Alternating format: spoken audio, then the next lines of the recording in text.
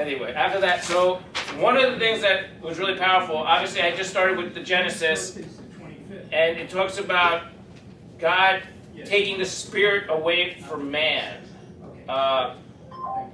And Pasquale would talk about that and how we don't have that spirit in us, and that we need, as chiropractors, to ask our spiritual friends to help us, to provide it to us so we can give it to the people. And that made me always think about Ezekiel 37, the valley of the dried bones. And just in practice, just having those thoughts in my head about working with my spiritual friends, about, in Ezekiel 37, it says, preach to those bones, God tells Ezekiel. And I felt like I was kind of putting a tone into these people's bones, and it made my work much more productive. As I was reading the beginning of the Bible, I got a little anxious, and I said, you know what, I gotta cut ahead and read about this Jesus character. So I went up to the New Testament. I read all the Gospels. And I just want to talk about how, when I started reading Matthew, how many of the stories, I went to Catholic school. I've been around Pasquale, so many of these things were familiar to me. But how many of the stories were about healing? I didn't realize that. One after the other. And again, how important it was to read these things as a self-centered chiropractor. And the one thing that really hit me was how faith was so important to the healing process. How even the Christ couldn't take care of people who didn't have faith or wouldn't even deal with them.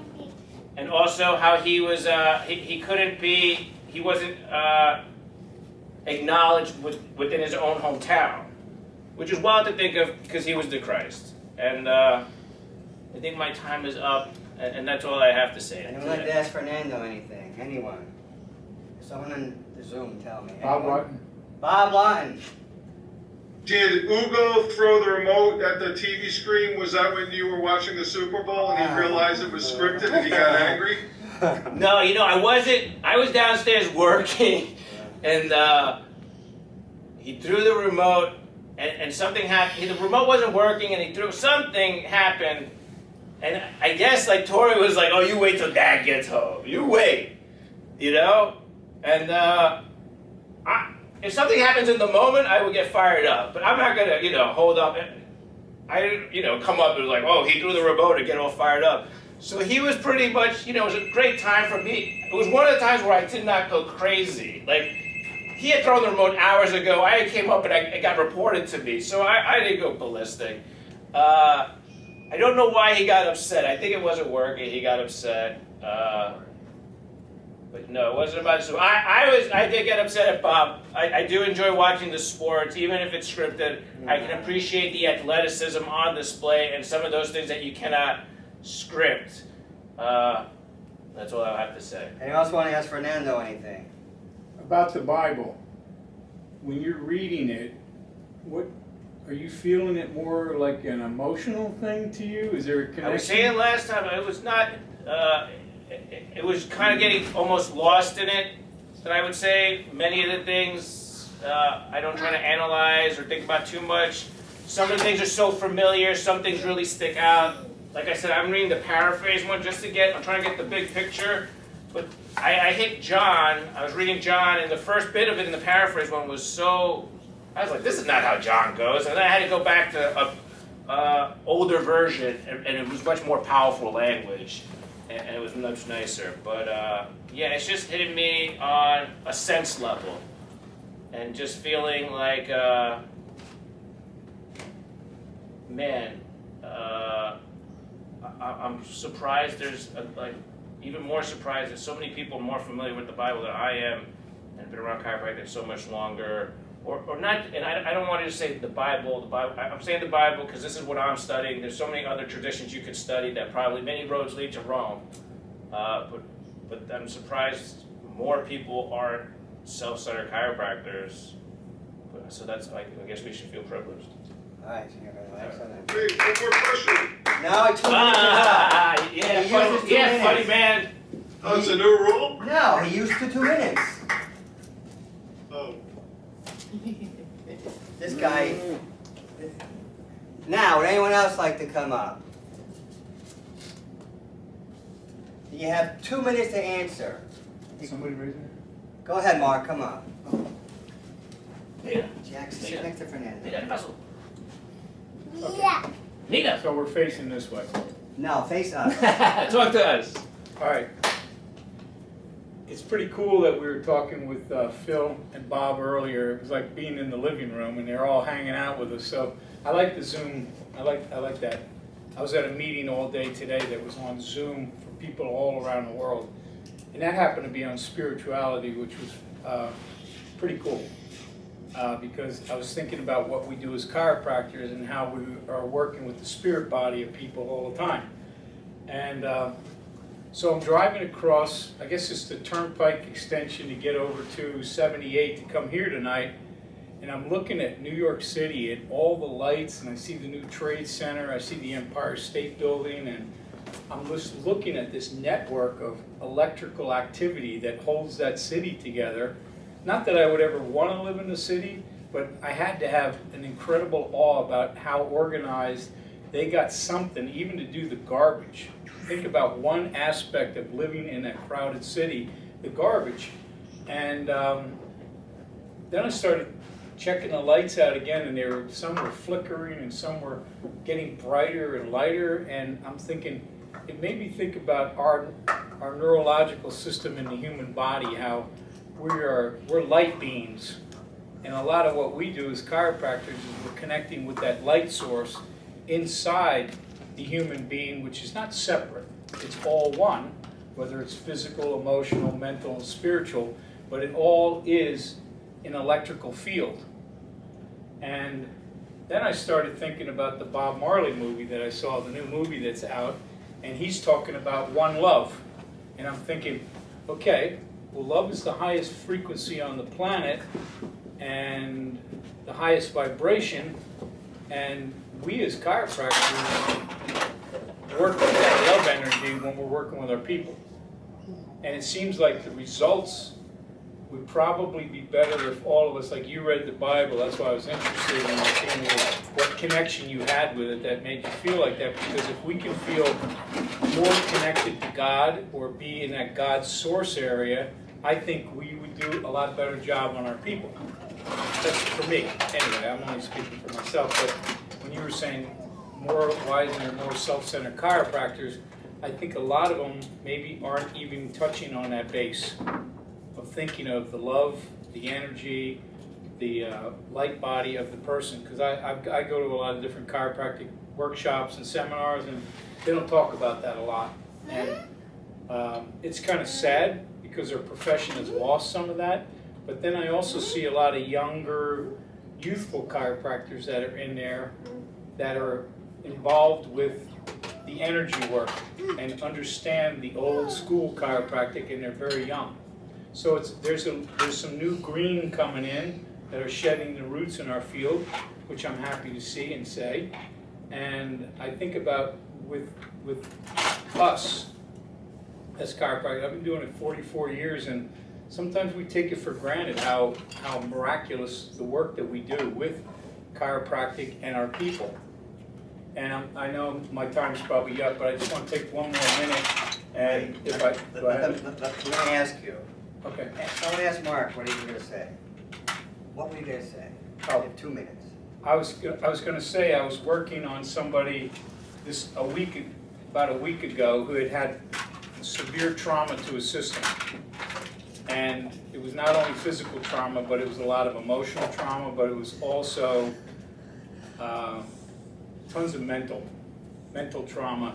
And as I was working on him, I just felt like I needed to work more like cranial stuff, and it like hold his cranial area and help release, because he was passing out whenever he put his neck into extension, and he can't even drive. He was not supposed to be driving for that. And I thought, okay, what came to me right away was occiput atlas axis and cranial bones. So I tuned into that, and I just went to his occiput, and I was really attracted into the right side. So I start holding that, and I could just feel him. It was like bottled up tension, and it just started to really release, and I didn't do anything structural at that point. And I'm gonna speed it up. As I'm doing it, I must have been holding it 5 minutes to get a release in there, because he just couldn't let go. I felt like it was just so intense. And as it finally let go, I got in there and I felt like this opening where I could get in and just like move his occiput, and it went like a piece of cake, which I never thought anything was gonna go. So it was belief in that system, that light body work that we do, and I was doing, that I felt that connection, and then the trust that came back from the love that I was putting into that bone area. And it was not just physical. I felt like I was really handling that the fear and all the craziness was in the bone, like his occiput atlas junction. I'm done. All right, Mark, that was your 2 minutes. Took my 2 minutes up already. Excellent. Thank you. All right, everyone, clap for Mark. The floor is open. Whoever would like to come up. Whoever would like to come up, just say it. Jackie, can you come here? If you're in Zoom, you can speak as well. Give me a snort. Anyone? Anyone that's here want to speak?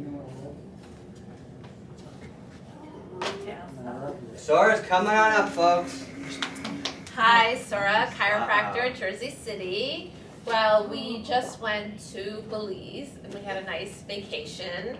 And the hotel was amazing, and part of the hotel is to help people. Their mission is to help you get into right relationship with the land and the animals. And so it's a lot of education about plants and animals, and it felt, I was like, this feels like an adjustment, you know, and the people that worked there were just so loving. And in the room, they put, you know, when the caterpillar goes into the, what is it? Chrysalis. They give you a chrysalis in the room, in a thing. And then a few days later, while we were staying there, it became a beautiful blue monarch butterfly. And they give you a little prayer to read and set the butterfly free. And I thought that was beautiful. And when we were leaving, I asked the guy in charge of the butterflies, is it true that not all butterflies get born? And he's like, yeah, some of them get stuck trying to get their wings out and they die. And I'm like, well, do those people in those rooms get mad at you? Because it's like my butterfly didn't make it. And he's like, well, that's a lesson too. That's a lesson that, you know, sometimes we have to accept that. You know, the transformation doesn't happen, you know, or it's ended short. And I thought that was so beautiful, and I think the chiropractic piece in that was, one, how we can help people when the transformation, when they have to accept that someone's transformation isn't going through, like that acceptance, as much as we want maybe that for other people. And also, what about people that would have gotten stuck but with chiropractic can move forward? And I was thinking about, well, like, what really makes people stuck? And a lot of times, I mean, there's many reasons, but a lot of times it's blocks from, you know, your childhood, maybe from an ancestor thing carried on, if you believe in past lives, maybe past lives. Like, who knows on what level, like, something could block you from your transformation, what comes up for people. But I do think it's an opportunity to heal, and chiropractic is very powerful for helping that on many levels. Part of my training there, I did a seminar, and it was on pregnancy. And the woman who taught the pregnancy, she's an amazing woman. Her name is Rosita Arbico, and she studied this. What she reads a lot of books, and this is from 1944, and this is what the OBGYNs used to read. And they don't teach this anymore, but they used to look at a woman's sacrum and pelvis measurement and measure that while she was pregnant, to see if the pregnancy would be difficult and if they would need a C-section. So I was like, let me write that name back, that book, the name of the book. And she's like, you won't find it, but I found it on eBay for $12. They don't. The funny thing is, they don't teach this anymore. They don't. So they used to measure this, and I'll show you the page. That's okay. I got it. Thank you. That's the page, and they call it the conjugate Vera, and it's 10.5 centimeters. And if there's a centimeter difference, they'll say like failure to descend. And well, I ran out of time, right? The teacher looked at someone's sacrum and she was like, she knew that woman had a difficult birth by how that woman's sacrum was too much anterior. So I got on a deeper level and I told the teacher that, and she goes, well, the sacrum is the passage, and that's the word, the OBGYN's the passage. That if that sacrum is just even a little bit out of alignment, how challenging it would be to get that. Anyone ask Sora anything? Was this course geared towards chiropractors or just No, a general? it was who for- attending the class. It was mostly massage therapists. Sometimes she gets midwives, but it was basically Mayan. She learned it from Mayan midwifery and Mayan, like the shamans. Anyone else want to ask Sora? Mark? Yeah, did you get to talk to her about, chiropractic and how you're working with the sacrum and that Not you can really. create ease in that area or no? No, I was learning from her because she has a chiropractic degree, but it's like naturopathy, which is like a gentle form of chiropractic. I never heard of it. There wasn't much time to really, or opportunity to talk about what I do. Anyone else want to ask her anything? Good? All right, Sora, excellent. Yay! Jack, come on. The floor is open for whoever would like to come up. Go ahead, Marichelle. All right, good evening. My name is Marichelle. I'm a chiropractor starting here in Jersey City. And last time when I was here, I was just had my office here in my mind thinking about it, but now I basically started this week. I was suggesting my husband, and we have a little space, and I told him, so let's leave the door open so people can pass by. It's in an office building like this one, and maybe somebody will just walk in, and that's what happened. So that's how I got my only patient so far. Somebody kept pacing back and forth, and then he just picked in and said, hey, do you have some time to check me? And I'm like, sure. So actually he seems more interested than me. He's like, how many times should I come in a week? And he's like jumping ahead, but it's been precious. It's been really interesting. So I wish I could have heard your talk, Fernanda, but I always like the aspect about chiropractic with spirituality. I think that's one of the things that really attracted me to chiropractic even before I knew much about it. And of course I had an experience being a patient first. I'm one of those people that chiropractic chose me. So I knew that, like I said, there was something not intangible, that's the word, that I couldn't quite point 40 walls, but I felt a change in my life and my health. And of course, I have to say that I'm the most benefited one from being a chiropractor, because I get adjusted on a regular basis for over 27 years, I'm not sure, a long time, and I've seen chiropractors do all kinds of techniques. I've visited chiropractors in many places. Whenever I travel, I'm always looking to see, hey, let's go to some office, and the first one that I find, luckily I've been able to find very good professionals, and they're coming in and they adjust me, so it's like a really nice brotherhood and sisterhood of professionals. Leading to that, when I moved to Costa Rica, of course my main objective to go there, because I'm not originally from there, I've never been to Costa Rica, but it was to work with someone. So in the middle of all that, I found faith. I found the Christian faith, and I never expected it. I was actually also delving into other religions and spiritual paths. But finding Christianity has, of course, changed me, and it's like the Bible says, it's like the road is wide and few follow, and even as knowing who Jesus is, I have different levels of understanding. So I think in the last maybe year or so, it's been, very touching for me and very, deepening my level of faith, and I see how tied it is to the work that I do. Like the doctor was saying, the Bible says God is love. In one of the book of John, it says God is love. And yes, the adjustment basically, if we are tuned to God's heart, then we are transmitting love through the work of our hands, through our entire bodies. We need to communicate that to each patient, which is really what I want to do with that awareness. Now, this is like practice 2.2 for me. I just want to be much more easygoing, and kind of like go with the flow of how things develop in my interaction with patients in general. Anyone want to ask Marichelle anything? Anyone? Anyone? Maricela. Phil. Hi, yes, sir. Hi, Maricela. Hello. I want to thank you. I received your book, The Unseen Realm, by Hauser, is it? Mike Heiser. Very interesting perspective.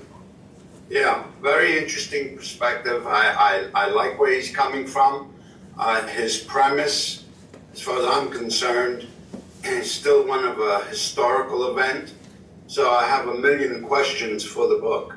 But having said that, I want to thank you for sending me that book. It's very interesting. It's good reading. You're welcome. Does anyone want to ask Marichelle anything? Habla Español? Sí. She speaks Spanish, everyone, so you can...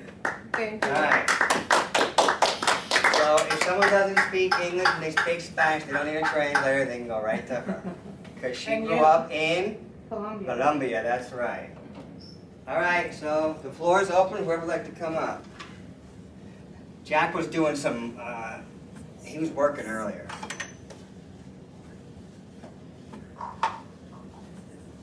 Just in case someone wants to use this. It's either Bob or Alex. We'll take Bob, because Bob has to go. Go ahead, I don't know Bob. if he wants to talk. Oh.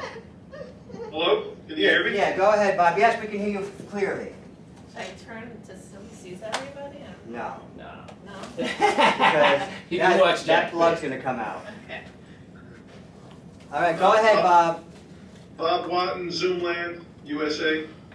The past couple of weeks, 3 people, who I'm friends with, when I was speaking to them on the phone, it's basically like the same kind of conversation that they keep bringing up in regards to, Trump and America and all these different things.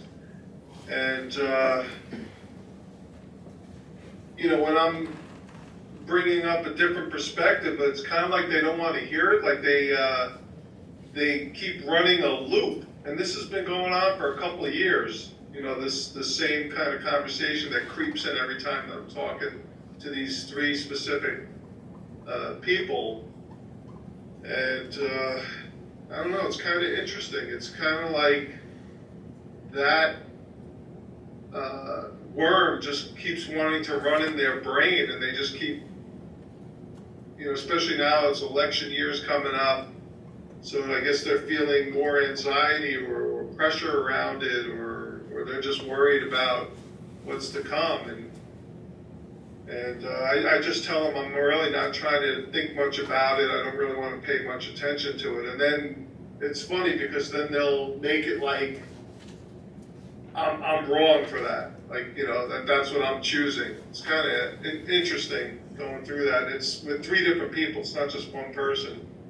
And I totally respect them because they are very intelligent people. They have a lot of awareness and experience in life, but they seem to just keep creeping that in every time I'm talking to them. So I don't know if anyone has any suggestions or questions that maybe there's a different approach I can take with them. I guess maybe I need to just tell them, like, look, let's talk about other things besides that. Like, are we able to have a conversation around anything else but that? I'm done. All right, anyone like to ask Bob anything? Anyone? Mark? Why do you feel like you have to even answer them about that, Bob? I don't necessarily feel like I have to, but the way the conversation goes, I could tell in their voices there's a lot of emotion behind it, and it's kind of almost like they're angry if I'm not in agreement with everything they're saying, and you know, that's basically it. Like if I'm not in total agreement with them, you know, then I'm like almost like the enemy already. Like they already, you know, they're making me into like the enemy because I'm not totally on board with everything they're thinking and saying. Anyone else like to ask Senior Bob Watton anything? Anyone? Phil? Phil Chimay. I will. Go ahead, Phil. Yeah, Bob, I was just wondering, yeah, thank you. I was just wondering, what are you thinking about that is causing you to attract this kind of conversation? What am I thinking about? Well, I am aware of those things they're talking about, Bless you. and I've looked into some of that stuff, and it just, you know, each time that I go down that road, I just realize I'd rather take my time and energy and thoughts and all that towards other things. So maybe it's just remnants of me of the past, you know. Anyone That's how I else? kind of look at it. It might be remnants of me trying to engage people in the rabbit holes that I've gone down and continue to go down. So it's probably just a reflection of that. But I would just like to have a different conversation with the three of them, like where it doesn't always go into that rabbit hole. Anyone else like to ask Bob Watton anything? Anyone? All right, let's clap for Senior Bob. The floor is open. Whoever would like to speak. The floor is open. Whoever would like to speak. Anyone? Phil or Alex? Phil will go. Phil Chimay. Hi, everybody. How's everybody doing? Good? Excellent. Good. Beautiful. Good. Okay, I couldn't hear you guys. All right. This past couple of weeks have been, to say the least, exciting, but also tempered with a little trepidation because, as most of you know, next week is our son's anniversary of his transition, I call it.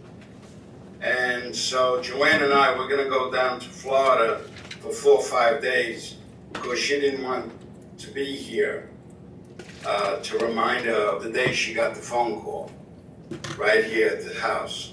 So having said all that, the reason why I'm excited also, as most of you know, I'm writing this book and something amazing happened. It was like I was talking to a patient that had, to say the least, okay, let me tell you what his profession is. He's a cesspool maintenance guy. So he's always handling, waste, garbage, crap, or as Pat used to call it, dross. And he would be the last individual on the planet, and I mean the last individual on the planet, that would ever embrace a spiritual understanding of chiropractic. You're hungry? So we had, after this adjustment that I gave him, we had a quick interaction, because I don't like to talk anymore to my people. I finally got what Pat meant by keep your mouth shut, just adjust them and let them go. But he said something and I had to respond. And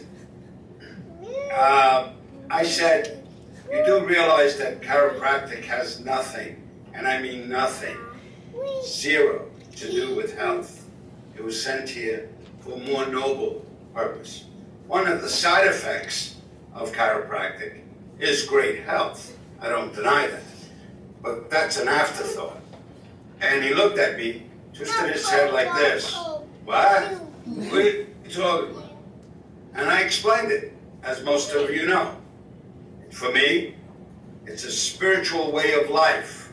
It's not just to get adjusted so I can get rid of a headache. It's an actual way of life. When people ask me, what is your religion, Phil? I tell them in all earnest, I tell them I'm a born-again chiropractor. And some of them laugh, they giggle, they think I'm, being facetious. But I mean it. I'm a born-again chiropractor. And so when I explained it to him, he looked at me, he says, I always knew, now this is the guy who works with cesspools. I always knew there was something else about this with chiropractic. I couldn't put my finger on it, but I knew. Thank you for letting me know. And now he's coming in 2-3 times a week, where I used to have to pull teeth with this guy to come in maybe once or twice a year. So the point is, you never know. Don't judge a book by its cover. You never know who will get it and who won't. So, if you have an opportunity to talk about the spiritual aspects of chiropractic, please do so. They're ready. Anyone like to ask Phil Shim anything? Anyone? One more time, anyone? All right, we'll clap for Phil. Thank you. Can I say anything? All right, come on up, Alex.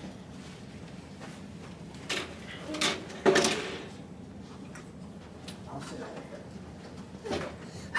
Alex Woods, chiropractor in Lewisburg, Pennsylvania. I've been going to a ton of concerts lately, and one thing really struck me. I went to an amazing one last Saturday night in Philadelphia, and I found the more beautiful things I see and experience, the more that seemed to come into my life. And I find that translates directly into the work I do. If I get into a phase where I'm not doing much, I'm just kind of going through the day in, day out, and the mundane aspects of life, and not really looking for beauty, I feel like my work really suffers, and bringing beauty in really takes it up another level.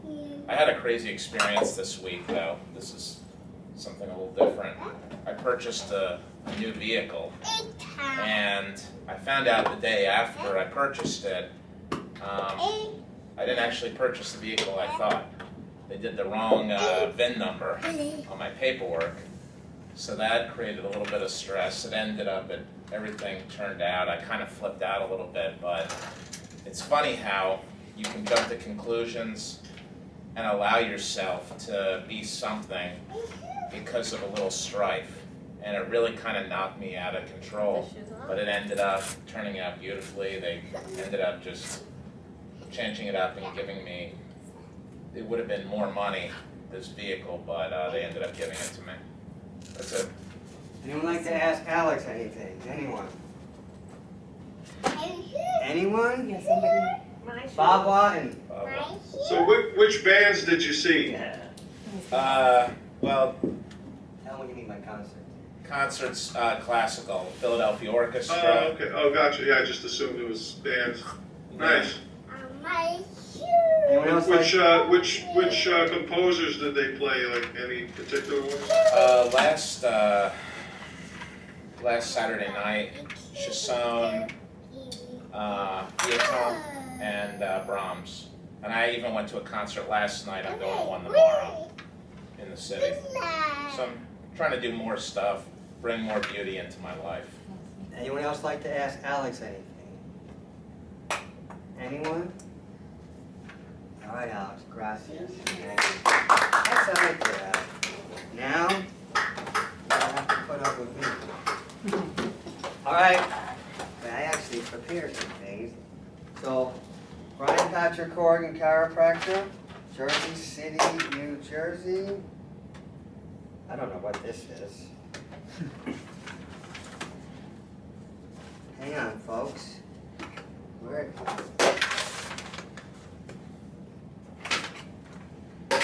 All right, I found what I have. All right, so Brian Patrick Court Chiropractor, Jersey City, New Jersey. Remember those PSAs? They used to call them public service announcements. They used to do them on TV. And some guy would get up there, a woman, and just talk about something that they felt the public, there was no charge for it. So I was thinking, I come across some young chiropractors once in a while, and also really not students that often. When I do, they tell me about their interactions with chiropractors and what's going on, and some of these people who have these, tell them how to run their businesses. And so my public service announcement would be to these youngsters is, if someone comes up to you and they start screaming and yelling, do people value what you do? Just turn around and run. Don't stop, run as fast as you can, and don't look back. Remember what happened to Lot's wife, and remember what happened to a guy named Orpheus. You can look up Orpheus, O-R-P-H-E-U-S, to find out what happened to him. Now, some people say to me, well, Pasquale told you how to run an office. No, he didn't. The self-centered means we're not about running your office or what's going on. It was about the spirituality of chiropractic. So what are things Pasquale said about being a chiropractor? There's only 3 that I remember. If you guys remember more, please tell me. But the ones I remember is focus on serving people and the rest will take care of itself. Oh, that's pretty simple. All a chiropractor needs is their heart in the center, their hands, a chiropractic table, and some chairs for the people to wait for you. And the last one to me was the real big one. Serve people with the pure intentions of the Holy Spirit, and God provides all your needs. And that's really it. And for me, in order to do that, it's a surrender. Now, when I talk about the Bible and stuff, or any text that some people would like to think of, religious text, for me, I don't look at it as a religious thing. I look at it as it's the history and biology lesson about me. And the Bible, to me, is the story of a soul that's progressing. And that's really what it is. So what I was thinking about is, I'll just throw a couple things in there. Well, first, you all know Jim Bradman. Many of us here know him. He's a chiropractor in upstate New York. He was up in Batavia for many years. And I remember he once gave a talk and he said about how there's some chiropractors who were threatened by Pasquale. Not that he threatened them, not that he ever said anything would do this or that to you, or he didn't. Just his presence was a threat to them.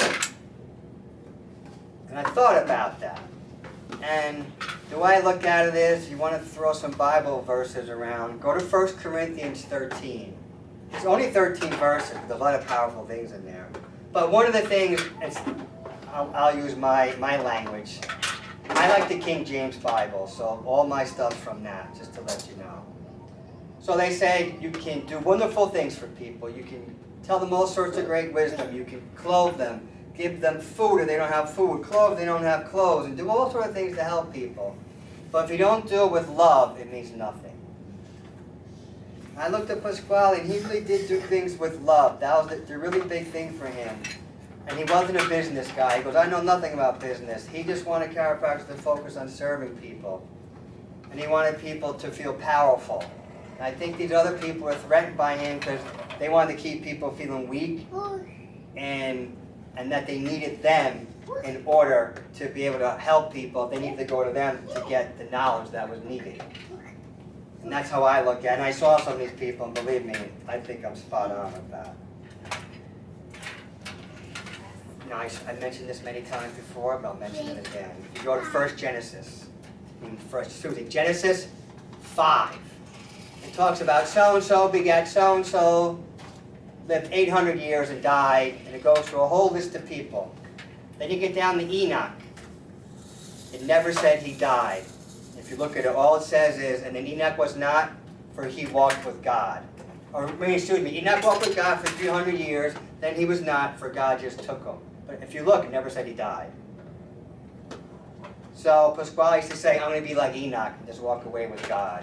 And I really think that's what chiropractic helps people do. But in order to do that, so many people, they have so much fear, and they're so attached to this worldly things, they don't, to surrender. When I say surrender to me, means when I surrender to God, God takes over my schedule. And to do that, my mother would always say, just give your worries to God, and that's all you have to do.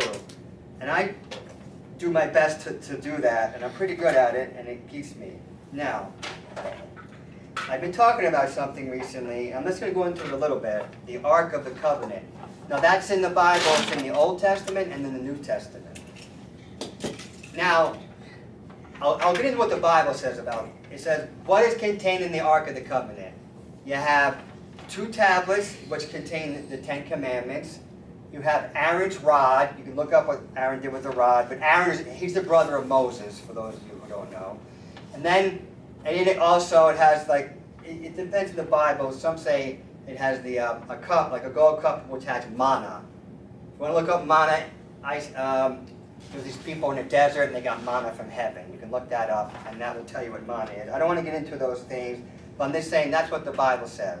And there's a lot more to that, but I'm not going to get into that. Now, what does the word covenant mean? Get over there, Jackie. The word covenant means, it comes from a Latin word, and it means to come into agreement. So what am I coming into agreement with? And I think God. It's aligning us with God, and that's what chiropractic does. Now I'm going to write the word ark. And I'm going to write it in 2 ways. First, A-R-K. I'll just move that like this for a crew. So A-R-K, that's a boat. And the boat takes us from the water to the land. And the land, you can get your feet down, you're more stable. But there's also another ark is also spelled a different way, A-R-C. You have, from geometry, the arc and all that stuff. But you also have welding. It's called arc. It's with like stick welding. It makes an arc. You can look that up. I'm not going to get into that. But also, if you go to people who write stories or movie, you have the arc of a story, meaning the person starts off one way, and then they're presented with all these things, and it's like an inner journey. And as they go through that inner journey, they come out different than they were from where they started. It's like the arc of a storyline. So that's really, for me, this Ark of the Covenant. The Ark is, we're going through this thing. We're all going through this stuff. And in that, that's really what chiropractic for me says. It allows me to relax and the pause. And once you get into that pause and realize, it's people talk about the word frequency, and which is true, there are frequencies, because it says, be still and know that I am God. Well, for me to be still means there is no frequency. It just is. And we have so much junk in us. To me, chiropractics help us to be still, to get in that pause, to be in alignment with God. We can see all the things we have in us that are not aligned with God. So when because it's like we go to chiropractic, it's like you jump out of space and time. And you can see everything. You see everything inside you. All right, I need to work on this, I need to work on that, I need to work on that. And you jump back into your body, and you still have a bit of that memory of when you were in the pause, where you just were from that chiropractic service. You come back in, you realize, okay, I'm going to work on this. You keep going again, then I work on this. Small, sequential steps. And then it gets to, now, as we start getting that stuff out of our body, yes, that does cause us to shake up, which is a frequency, and that is a tone. But after a while, can't we just get to that point? We can just get to that point where there's nothing else to get rid of. There's no more debris. And that, to me, is the virgin birth. Virgin means pure, without a blemish. And once we get to that point, we're not at a frequency anymore, and we're not in a tone. We're just still. And in that stillness is everything. That's how we do all the work. That's how chiropractors serve people. We're in that